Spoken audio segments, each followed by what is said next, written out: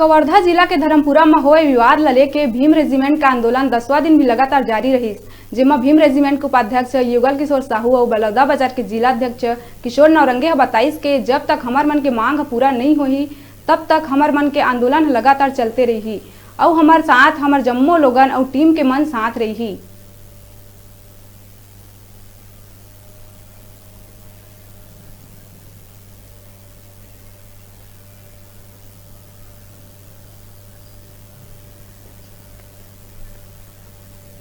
हम लोग कवर्धा धर्मपुरा हड़ताल में यहाँ पे अनिश्चितकालीन बैठे हुए हैं और ये हड़ताल की कोई समय सीमा नहीं है।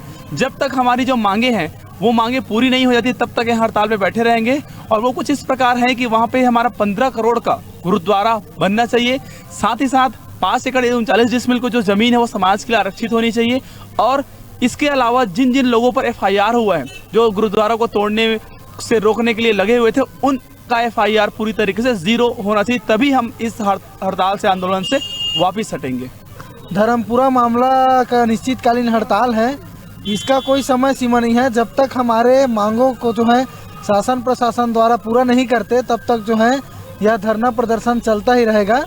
और जो भी साथी वहां गुरुद्वारा तोड़ने के लिए रोकने के लिए गए थे उन लोगों के ऊपर FIR कर दिया गया है शासन प्रशासन के द्वारा। तो उन साथियों का FIR अगर जब तक शून्य नहीं होता है तब तक जो है हमारा आंदोलन चलता रहेगा।